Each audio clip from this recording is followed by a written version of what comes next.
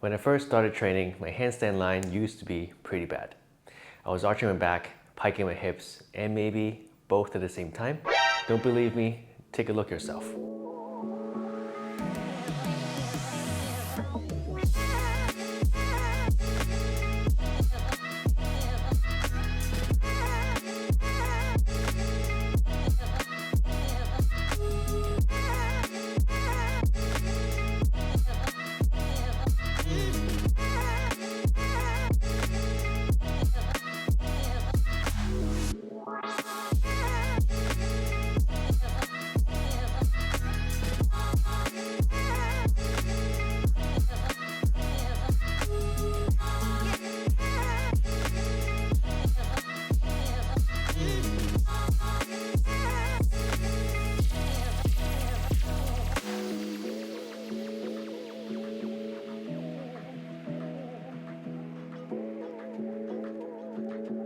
I went through pretty much all the stages of being an arch banana to straight alignment.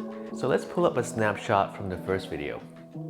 So if I'm seeing this from a coaching's perspective, if I can go back in time and coach myself, I would say that the shoulders are super tight and there's no alignment technique here.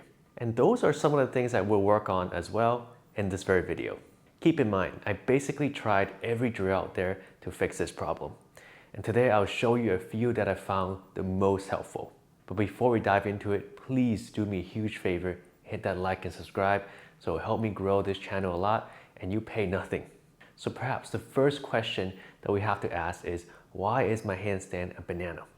And honestly, like everything, it really depends. But from my experience of previously having a bad line myself and teaching others trying to fix this exact problem, I would say 85% of you out there, it's probably because of a lack of mobility in the shoulders, a lack of strength, and a lack of technique. And we're going to address all those issues today with some drills that we'll go over together. As far as flexibility goes, you can try this as a quick test. Hold a stick with both hands overhead and try to bring them over your head with your biceps behind your ears. If you can do it without arching your back or puffing out your chest, then your shoulders are pretty flexible and they should be good enough for a straight handstand. You can even skip ahead to the next section of the video if you have that down ready.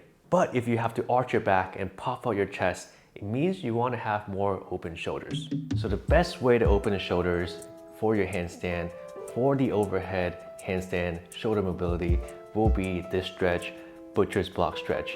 As you can see, we have a chair, something about knee to hip height. We have a stick, any broomstick can do, and we have a string or a strap, anything that basically makes into loop, any belt will do just fine. So the way we set it up is that we want the string or the belt to go around your elbows. You don't want to have it too wide, it depends on how tight you are, how flexible you are. And you want to hold the stick with palm facing you. So ideally you want the wrist to be just slightly wider than your elbows, just like here. So from here, we bring our elbows onto the platform, onto the bench, and then we lengthen our shoulders so we pull our body back away from the chair so that our shoulders can be a little bit longer. You walk your knees, edge your knees back so your hips are about 90 degrees. And from here, you should be already feeling a lot. And then what you want to do is push down towards the floor. You want to do so without arching your back too much like this. So try to keep your back straight. Just look down or look forward and then slowly move your shoulders closer to the direction of the floor. You want to maintain the grip so that you can keep the outer rotation of your shoulders. Without the stick, you're not going to have the outer rotation effect. It's going to be less effective, but it can still work. And without the belt, you'll basically slide your elbows apart and you'll lose all the stretch. So all the components are quite important and it'll just speed up your stretch a little faster. So what I like to do here is to stay here for 2 minutes per set so that you can really have time to sit and sink into it. After 2 minutes, you can take a quick break and then you can go for another 2 minutes. You can even poke your head through if you're able to.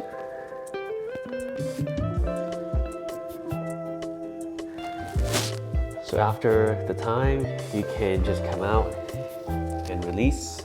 So this will be one of the best stretches that I've done to open my shoulders, to make my line as straight as I can. Try this out for yourself, it will not disappoint. Gains in the flexibility can take a long time, so don't expect instant results. It might take somewhere between a few weeks to a few months to really see any substantial gains in your shoulder mobility, so be super patient. The last thing you want to do is overstretch your shoulders and hurt yourself or pinch a nerve, so go slow and take it consistently. Believe me, I've tried all those things. So with flexibility taken care of, the next step is to really understand what muscles to engage when you really want your line to straighten. So for this, we're going to use one of the best tools at our disposal, the wall. So the first wall drill we're going to do is the arch to straight. We're going to climb up to the wall, chest facing wall, and we're going to start with a straight alignment, and then we're going to arch on purpose and then go back to a straight. So the point is we want to understand what both the arch and the straight feels like, and also what body parts to engage in order to activate it. A lot of times when we're upside down, we have no idea whether we're arching or we're in a straight alignment. So it's better to be familiar with both so we can recognize it when we're in the position. Let's start. Climb up to the wall. From here, start in a straight, just straight as you can go. And then hold for 5 seconds. After that, we let everything just relax. We stick our head out, we stick our shoulders out, we pop our chest out, and then we go back into a straighter line. We push tall with the shoulders, we squeeze your whole body, chest in, shoulders close to the wall, and then we drop again. And arch as much as you can. Just remember this feeling, and then go back to the straight line. Wherever you think is the straightest, try to align yourself to the wall. Avoid leaning on the wall too much. Couple of seconds, and then we go one more time. And then we go back up. This will also condition your body because it is quite energy consuming. So now you know what muscle groups to engage. Then the next step is to really mold your body into the straight line while using the correct strength.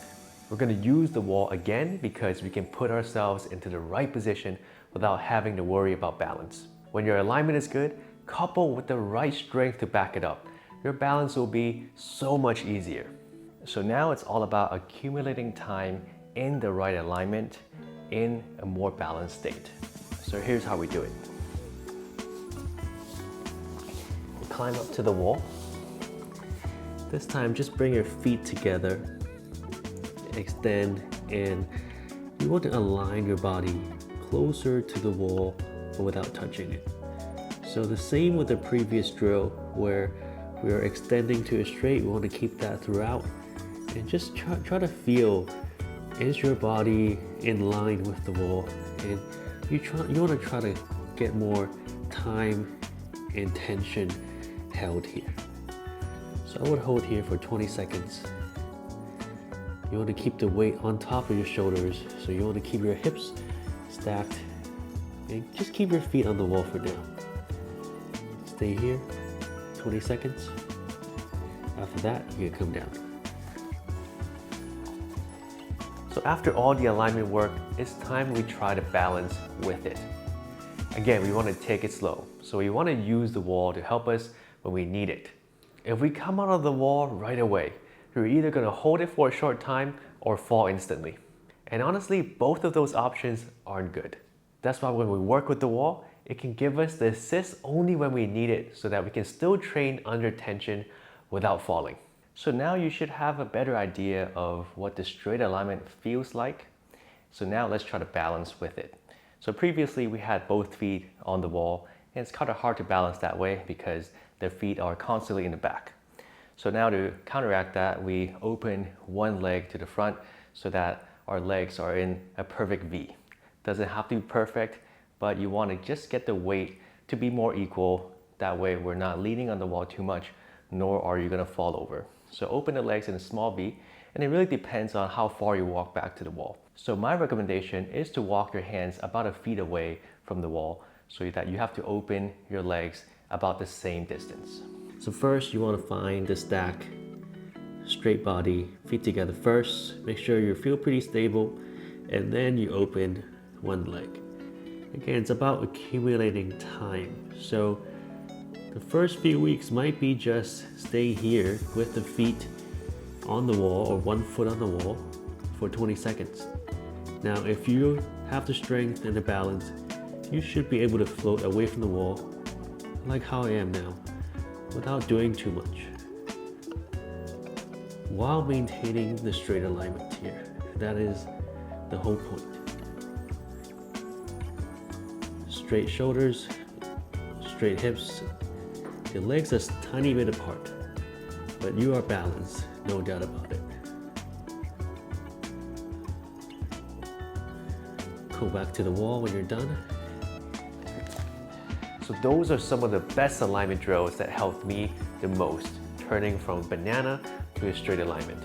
Keep in mind that alignment can take a long time to get right, because it really depends on your flexibility levels. And if you already have a very specific way of doing handstands and all of a sudden you're changing it to another style, it can throw a few things off and it might take a long time to get used to. So my recommendation is to implement these changes very slowly. Instead of changing everything overnight, implement these changes little by little towards the right direction.